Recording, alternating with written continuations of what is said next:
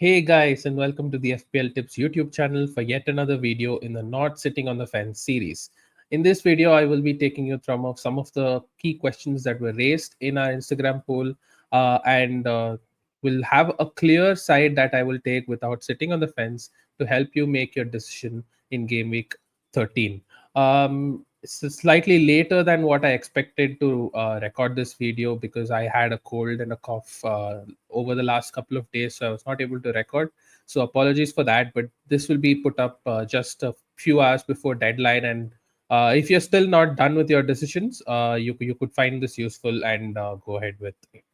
I will be trying to be quick over here, and I will take a clear side on what the question is about.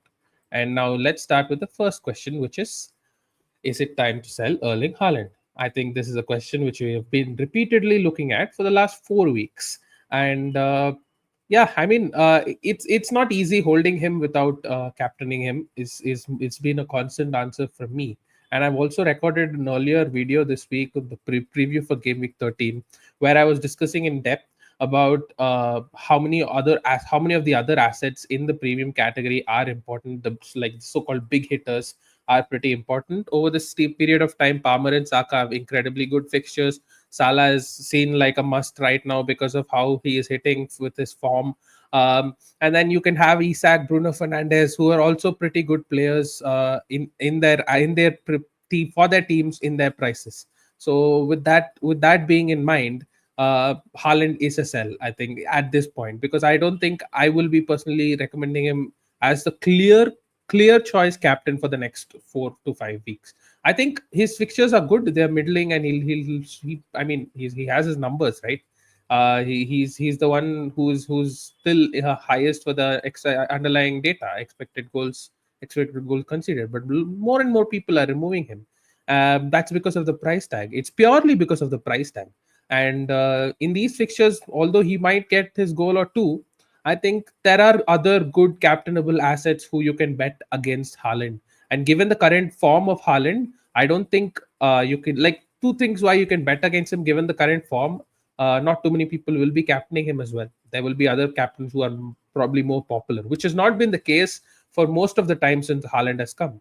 And then more and more people are removing Haaland, and because of that, you will not your wrong rank will not be affected so much also without like if you don't have Haaland. So, but I mean, the points have gone. The variance has been massive for the players over the last few weeks, and but yeah, I think it's still time to. It's like you can't chase the points that's lost, but it's still time to jump the gun from Haaland because I think there are very good assets. So maybe Haaland to draw Pedro or Cunha, and then you can bring in a Saka, Palmer, along with your Salah, which will be really good and viable for the next few weeks, given the fixtures and the form of some of the players. Quickly coming to the other question, which is if you have to choose one between Saka or Palmer, who is it? Again, I mean, it's very difficult to not sit on the fence for this one because it's probably one of the closest questions that is there, because both of them are clear cut talismans for their teams. In terms of goal and assist output, they will stand out in their teams, and both of them I expect to hit more than 200 points this season easily. And they will be completely going along, ticking along, getting assists, goals throughout the season. So that's why I think both are great assets. And so my number one thing is, if you can fit in both, I think you should sort of go ahead. But the question now here is, if you want to choose one, I would personally choose Palmer. I think his ceiling is slightly higher, so he is more captainable in, some of his fixtures than Saka is. Like, you can't look at Man United home, Fulham away, and confidently captain Saka. Maybe the only game where you can confidently captain Saka in the future is probably Everton at home and Ipswich at home, where Palmer has Brentford at home and Fulham at home, and I think Salah has Leicester at home and Palmer has Fulham at home. So I think Palmer complements Salah in terms of captaincy, and you have a good player who can easily take off against some of these teams, and the captaincy points you'll get from Palmer will be much more than that will get of Saka, because that's like, I mean, that's the more points you'll get, right, with per captaincy. Although they'll be scoring 200 points each, if you're captaining Palmer in certain weeks where he goes really off, he takes off, and then you can get more points, gain more points out of him, because Salah will be your primary captain most of the weeks given you have him, and Palmer will be your secondary captain, and it's not going to be Saka. So that's the reason I will pick Palmer over Saka. That being said, I think both you should find way to have both in your team, because both are very reliable and very good for these upcoming fixtures and have strong underlying data. Like if you look down, I think Saka so far has had better points per start for now, but expected goals has been slightly Palmer's side, and expected assists has been comfortably Saka's side. So Saka is clearly a more of a creator than Palmer, but that's also the role he took when Odegaard was absent. Now I think when Odegaard is present, you can see Saka being in the middle of the box, taking those shots, linking up well with Odegaard. So that is also a point to note with Saka. I think he will be a goal threat as well as an assist threat. While Palmer is a superior goal threat to Saka still, and that's the reason why he will be a more popular captain and a better captain. Okay, coming to the mid-price forwards, I think this was it's another variance that happened last week where people were looking between Isak and Jackson, and people would roll the dice on Isak, and while Jackson uh, hauled with 12 points, Isak came back with a blank of 2 points, and Isak ended up doing slightly better in terms of XGI than Jackson, and that happened as a variance, and both of them doing really well in terms of underlying data, but one getting 10 more points than the other. So that was unlucky. But right now, I think it's another question that we had. Watkins, we saw started, scored. He also played 90 minutes in the Champions League game against Juventus. So have to see when Watkins requires rest. But he's also a fitness monster, right? We've seen that over the last 2 3 seasons. Him literally being available to play almost every game, and that's the reason I think Watkins should probably be in this list of discussion, but I'll eliminate him first. The reason is his price is slightly ahead of Jackson and Isak. That's the first reason. And the second reason is Europe. I think Jackson will not be playing in Europe much. Isak will not be playing at all. And this is a crunch fixture period. I think Watkins still might have the minutes. He might still get goals, but you can confidently bet on only on the players who will be starting almost every game. And if you are telling me who will play more minutes out of the three of them over the next 5 to 6 game weeks, I would say it's either Isak or Jackson and not Watkins. So that's the reason I think Watkins will currently be third. Although Brentford home, Southampton home looks like really juicy, and Southampton at home, if he's starting, he's a prime captaincy option as well, because Salah has Newcastle, or Salah has Everton that week. Palmer has Spurs that week. Haaland also doesn't have a very easy fixture that week. So I think you look at Watkins as probably the best captaincy option that week, and so that's the reason. But I think I will have him three because of the X minutes. And also slightly more difficult fixtures of Chelsea away, Nottingham Forest away, Man City at home in the next 5 game weeks. It's the two home fixtures which you're looking at, and in these two home fixtures, which are in the space of 4 days for Aston Villa, I think Chelsea, Brentford, Southampton is a Sunday, Wednesday, Saturday turnaround where he might probably miss out on the Brentford game. Then you're only having him for the Southampton game, where you're really looking forward to that game. I mean, he could score a goal against Chelsea, could score a goal against Nottingham Forest, but you're buying him for these fixtures. So that's the reason I think he'll be third. Second for me, it's close between them, as I did mention last week as well. But I currently would go with the Chelsea guy. I think that because the next 4 fixtures for Chelsea is so good from an attacking point of view. Jackson will be getting space, and I think over and beyond that, long term also you can sort of hold Jackson, because he's playing a lot of minutes. He's much better than last season. He's really heavily involved in goals and assists.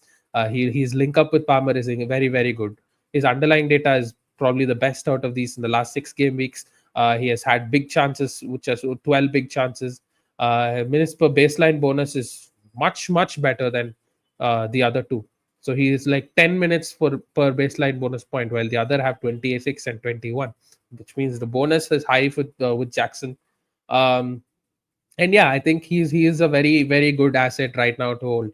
The only downside is he's on 4 yellow cards, so the fifth yellow card is it's a matter of when than if. I think hopefully you maybe miss out on see him miss out on the Spurs game and have Aston Villa at Southampton and then Brentford at home. That'll be ideal for Jackson. Even though Spurs might be like little leaky, but they are a much better team than Southampton. So you would ideally want him to miss out the Spurs game and get the yellow card in the Southampton game. But I mean, well and good if he sails through these fixtures without getting a yellow card. We have seen some players do that in the past. Players who managers have not jumped on because of the four yellow card reason, but end up not getting that fifth yellow card for games to go. And I think Tony is a good example of 2 seasons before. So that's that with this. Isak, I think, is a good option from game week 15 onwards, where he has Brentford away. So if the same question was asked in game week 15, I would choose Isak. Maybe a yellow card for Jackson makes that decision easier for all of us, but I would choose Isak in game week 15. But currently, with Crystal Palace away and Liverpool at home, while Chelsea have four really good fixtures, which suit Jackson, I would choose Jackson over Isak and save that 0.5 million, and Watkins will be third for me in this preference order. Okay, two of the players who have been killing it all off late. They've been absolutely killing it. Are Cunha and João Pedro. Cunha more so. The Brazilian delight, both of them. Look at that. 9-2, 9-6, 12, 16. In the last two game weeks, he's really took off. And even against Fulham, although he scored two very low XG goals, he accumulated an XG of 0.77, which is so much more than what he's been doing until that time. Because all the talk around Cunha was that his expected goals is not so high. His finishing is great, but more or like uh, it could also end up that he is overperforming a lot, and then underperformance might also come, like, to balance it out soon. But he's had a healthy underlying numbers against Fulham in terms of expected goals. So maybe if it continues in that trend, Cunha will be ticking along really well, because Bournemouth home, Everton away, West Ham away, Ipswich home, Leicester away, such good fixtures, man. I think that's the reason. I think Cunha was a long term buy, because he's gone through Crystal Palace, Southampton, Fulham, and his fixtures continue to be so good. So that's why, like, you can't resist not getting Cunha because of how his form, and some people are also captaining him in some of the weeks. But my personal advice would be João Pedro over Cunha. I think slightly because his expected goals and expected assists per 90 is better than Cunha. Over the last two games, he was much more involved. Even before, his underlying numbers is better. We know for sure João Pedro's on penalties, but we don't know for sure if Cunha's on penalties. Sarabia might be taking it, who has taken penalties in the past. But given Cunha's form, he might as well end up taking it. But João Pedro is definitely on penalties. And João Pedro is also, I mean, both of them are talisman for that team. But João Pedro is 1.4 million cheaper or 1.3 million cheaper, and that 1.3 million can be invested in multiple places. And so if it's a priority between the two, I'd bring João Pedro first, and maybe next week, if you have one more transfer to make, then I'll bring in Cunha for another striker, maybe Solanke or someone. But right now, I think João Pedro is number one, and then Cunha, purely because of the price difference, and that João Pedro is also, like, he's on penalties. He's also will be playing a lot of minutes, I feel, because the turnaround for Brighton is pretty favorable for them. They are playing tonight, which is Friday. Then they're playing on a Wednesday or a Tuesday, and then they're playing on a Saturday or Sunday. So that is a good, healthy turnaround where I think João Pedro can be playing in all three games. And Brighton are looking very good right now in terms of top four ambitions as well. So this could be a period where they could really capitalize, get 5 or 6 wins because of the fixtures: Southampton at home, Fulham away, Leicester away, Crystal Palace home, West Ham away, Brentford home, and then Aston Villa away. I think that's also a decent fixture. So I think throughout this period, if they get 5 or 6 wins, they'll be right in the mix of the top four. And favorable fixtures, they'll be looking to do a lot of things. And since João Pedro also plays for the better team, I don't expect an odd bad game from Brighton. I'll expect that to happen for Wolves in terms of attack more than Brighton. So I think João Pedro will be number one due to all these reasons. Best busted defender, I think I discussed this last week as well. I picked Hall. Didn't really work out because Newcastle decided to concede 2 goals, but Newcastle were good. I don't think underlying numbers wise also they were that bad. Excuse me. So yeah, I'm sorry. Coming back to yeah, Lewis Hall is not bad. Newcastle were not too bad over the last few weeks. Um, Lewis Hall probably will be number one still for me because Newcastle have been showing us a good defense of late, and West Ham was just like, I mean, a bad game. But Kirkes is looking really good because look, he's very involved in the final third. He's the one who's always overlapping, creating chances. There'll plenty of penalty area touches as well, and he's right up there in terms of expected assists. So Kirkes is also sort of a very good asset to hold. But I mean, the next two fixtures for both Newcastle and Bournemouth are not great, and so is for Man United. One fixture good, one fixture bad. So I think if you want to go purely fixture wise, it's going to be between Van Heck and Colville. And so, because this is the entry point, I will probably be suggesting one of the two. I will go Colville because I think Chelsea defense is looking slightly better than the Brighton defense, although a late goal conceded against Leicester. I think there are more clean sheets for Chelsea. I think they'll improve as a defense over these good fixture lines. So I think for now, last week, although I said Hall is number one, this week's entry point with the fixtures, I think Colville is number one. If you look at the next slide, Chelsea have Aston Villa, Southampton, Spurs, Brentford, Everton, Fulham. I think that's better in terms of fixtures. And then Brighton have Southampton, Fulham, Leicester, Crystal Palace, West Ham, Brentford. So Brighton are second, number two in terms of fixtures and entry point. I think Aitnori is still there in the discussion. I just forgot to include him in this list.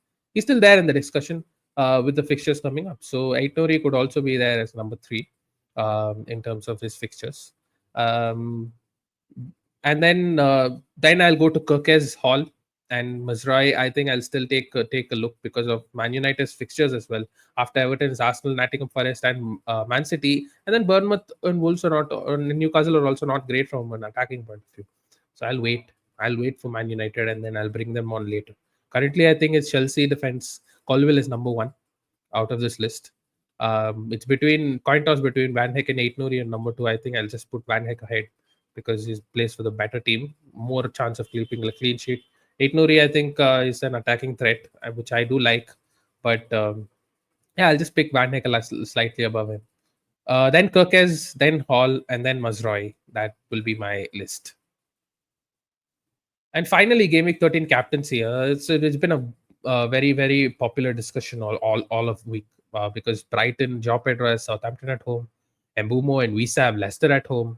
I don't think Isak will be a captaincy option away at Crystal Palace, given Newcastle losing last match and Isak also playing away from home and so many good captaincy options. Wood against Ipswich at home is an option. Wolves, Cunha against Bournemouth at home is an option. Saka against West Ham, definitely an option. Palmer against Chelsea, I think, is probably the standout option. Bruno Fernandes against Everton is an option as well. And Spurs, maybe Solanke or Son against Fulham, and then Salah against Man City. I think I'll rule out Isak and Haaland as captains already. I don't think you will captain either of them. Haaland shouldn't be a captain this week. Um, Coming to the maybe I'll go with ruling out more players. I think Wood I'll rule out because Ipswich looking slightly better, and Wood is not. I mean, he blanked for the last couple of weeks, so it's sort of a risk over there. Then I'll rule out Cunha as well. Bournemouth are a good team. I don't think Cunha can like smash it again. I mean, really, I mean, credits to people who captain him and he smashes it again.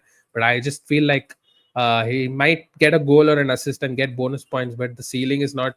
Ceiling is there elsewhere, where I'll be coming to. So I'll rule him out as well. Mbumo is not looking so central. When Visa is there, I think Visa is a better option. So maybe if you want to punt on Visa, I wouldn't advise you against it. But Mbumo, I don't think is an option against Leicester at home. Although maybe he will get a goal or two. He might on penalties as well. I'll still go with the better options that I feel there is. So and Spurs also, I think they're very unpredictable. So Son and Solanke, I don't think are options as well. So I'll come down to four options, which is and Bruno Fernandes. I'll rule him out as well because he was playing midfield for like central midfield for United in the Europa League game. So that gets me a little worried about how involved he will be in these games. So how much defensive work he'll have to do. So that's why he's ruled out. And you'll want to see more of United in terms of how good they are. So it comes to four: Saka, Palmer, Joao Pedro, and Salah. I think very close. I think I will not take the punt on Joao Pedro. Maybe some 75, 80 minutes they might take him off to preserve him for the other games. Although it's a great fixture and very good differential captain. Probably out of the non-premiums, who's the best captain? I'd say Joao Pedro. But I'll just take him out of here. And same with Salah. Although his form is really, really good, I think there is points to be had in Saka and Palmer, who have like better fixtures and more suited for them to sort of get a bigger haul. I think the ceiling is out there. Salah continues to tick along and he'll also score against big teams. But I think the points are to be had in the other games. So I'll come to Saka and Palmer. And another same reason that I've been quoting for choosing between the two, as well as right now. I think Palmer against Aston Villa have playing a high line, vulnerable to counter attacks. Will might really have a lot of joy over here. And he's blank for 3 games in a row, and we've been waiting for that goal. And I think Palmer will be hungry to score a goal or two now. He missed out on a goal against Leicester last week, and I think he will be hungry. He will sort of come back, which is why I think Palmer slightly ahead of Saka. And West Ham post a good show against Newcastle. And Saka has played 90 minutes in both the last, like I mean, more than 80 minutes against Nottingham Forest and also in the midweek. So because that, I think I will look at the more fresher Palmer and fresher players around him also who are not playing a lot of Europe. Uh, the second team is playing Europe. So I think Palmer is my number one captaincy shout. Saka is number two, Salah is number three, and Joao Pedro is number four. And that brings us to the end of the video. If you did like the video, please hit the like button. Please share the video as well, and please hit the subscribe. And we'd like to do a little more videos. I would have done another video maybe this week, but I was just not very well over the last couple of days. But I will try to come back with more videos next week. In terms of a preview and then another not sitting on the fence, and maybe a late team selection slash last minute thoughts press conference reactions video, which I will be putting on slightly just before the games.